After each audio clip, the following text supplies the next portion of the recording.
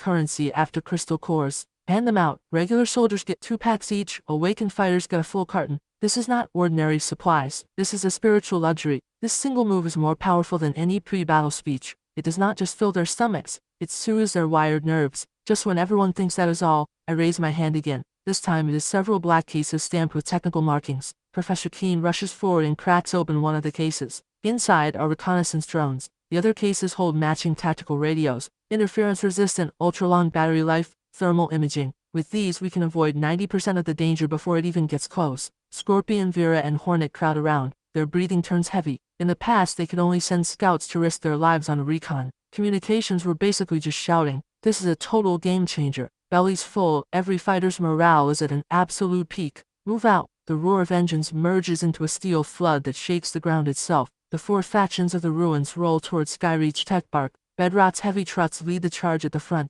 using reinforced rams to tear through abandoned vehicles blocking the road. ARC's convoy holds the center. Vera monitors the surroundings from her vehicle via drone, calmly coordinating each unit's route. The Hive's motorcycles, led by Hornet, patrol both flanks. Lighthouse's transport trucks hold steady at the rear, protecting Professor Keene, the tech team, and Dr. Clement. Just then a Hive scout's voice crackles over the radio. Small zombie cluster 500 meters ahead, roughly 30, no special variants. Vera responds immediately. Arch Squad 2 clean them out. The moment she finishes, several off-road vehicles break from the main column. Roof-mounted machine guns open fire. A hail of bullets rips the zombie cluster apart in seconds. The entire process is smooth and flawless, without a wasted second. Meanwhile, back at the shop, I lean against my folding cot, watching the monitor in front of me. The screen shows a crystal-clear feed from the drones. The steel convoy halts 1 kilometer from Skyreach Tech Park. The park looks like a small city. 5-meter-tall alloy walls stretch around it in every direction, and every 100 meters stands a watchtower blinking with red lights. Combat units quickly spread out and hold position.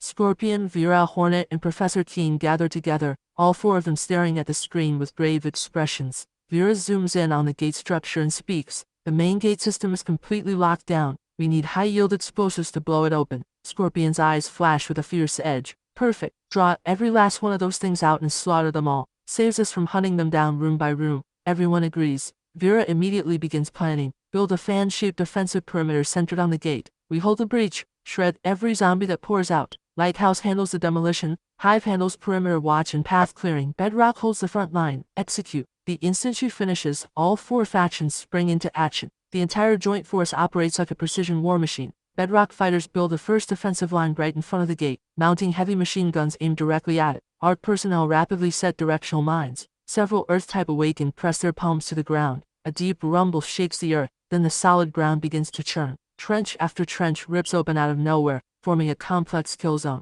Before long, a crude but deadly defensive fortification takes shape. Demolition experts slap high-yield explosives onto the alloy gate then pull back fast. Moments later, an ear-splitting blast tears through the air. In that instant, a massive breach rips open in the gate. The entire field falls into dead silence for several seconds. Then suddenly, countless shrieks pour from the breach. A dense sea of zombies floods through the opening and charges the defensive line. Open fire! At Vera's command, the heavy machine guns erupt in a blaze of fire. Riflemen in the rear open up with concentrated volleys. The wall of bullets tears through the zombie tide, but the sheer number is overwhelming. Countless zombies use fallen bodies as cover and keep charging. In the blink of an eye, they reach the forward perimeter. In barely 10 seconds, the trenches are packed with corpses. More zombies stampede across the bridge of bodies. Right then, the directional mines detonate. A massive blast wipes a huge swath clean in an instant. A fresh waves of black flood fill it right back in. Scorpion roars, "Hold the line!" He grabs a light machine gun himself and pours fire into the tide. Behind him, Bedrock soldiers hold the line with everything they have.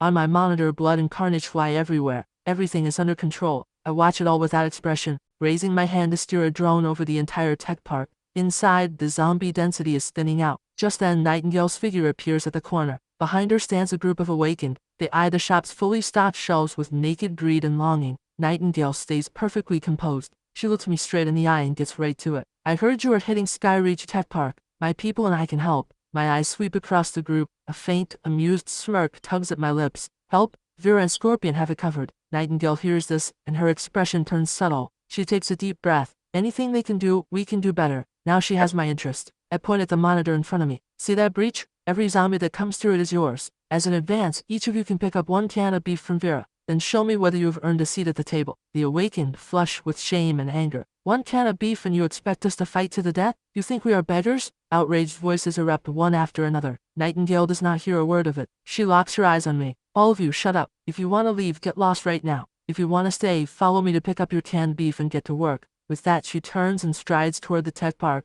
The awakened are left staring at each other. After a moment, Scar grits his teeth and follows. The rest see this and fall in line one by one. From inside the shop, I take it all in. A cool, faint curve forms at the corner of my mouth. What I want is not a pack of mercenaries who only care about payment. I want a force that is loyal to me. Before long, Nightingale arrives at the front line with over a dozen awakened. Vera frowns slightly at the sight. Nightingale wastes no words. Orders from Boss Milo. From now on, that breach is ours. Vera asks nothing more. She simply hands out a crate of canned beef. Nightingale and her people accept the cans without expression, then march straight toward the zombie tide without a second thought. Vera watches this with a complicated look. She does not understand why I would send a ragtag bunch of loners into battle, but she swallows her doubt and issues a new order. All units conserve ammunition. Shift fire to both flanks. In an instant, the gunfire thins out. A deadly gap opens in the front line. Countless zombies surge toward the opening. Scar lets out a beastly roar at the sight. He transforms into a hulking humanoid beast over 2 meters tall, charges headlong into the tide,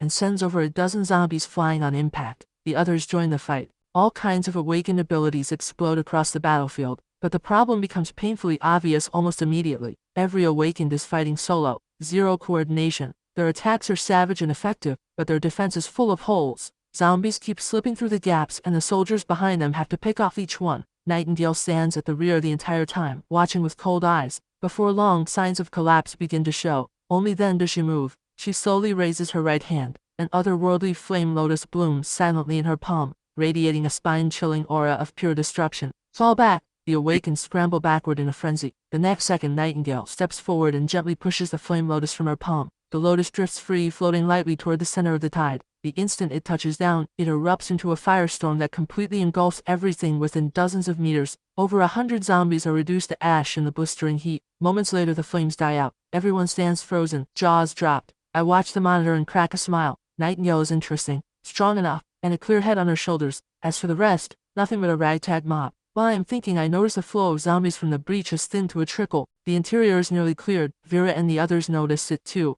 Morale surges across the battlefield. After several more rounds of concentrated fire, the zombie tide is cut off for good. Vera's voice rings across the entire line. All units advance, maintain combat formation, move into the park and secure the central plaza. Engines roar back to life. The steel flood pours into Skyreach Tech Park. Inside, over 100 roads branch in every direction. High-tech buildings tower on all sides. Before long, Professor Keene successfully connects to the park's local network. He projects a 3-dimensional map into the air. Vera quickly divides the map into 4 zones. Split up. That is the only way to maximize efficiency. Bedrock clears the east zone. Owen goes with them to check if the production line is intact. The hive sweeps the outer perimeter and rooftops. Arc takes the west zone administration building and data center. Lighthouse escorts Professor Keene and Dr. Clement into the research building to locate the main server. Moments after the orders drop, the joint force splits into 4 teams and pushes toward their targets. Nightingale's group, however, is left standing alone. Every one of them wears a complicated expression, watching helplessly as the 4 factions roll out. Right then, Vera doubles back.